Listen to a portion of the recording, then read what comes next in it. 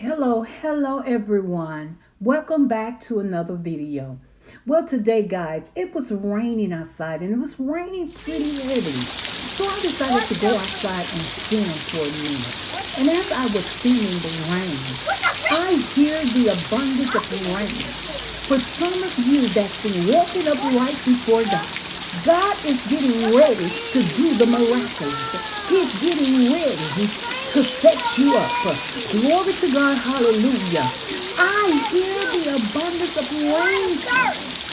Hallelujah. The wealth of the wicked, it is laid up for the just. So get ready.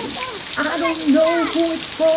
I don't know how it's gonna come, but I know that it's coming because I hear the abundance of rain.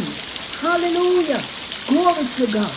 For those of you that have been going through, you've been facing some opposition in your life, and you've been walking upright and you've kept the faith.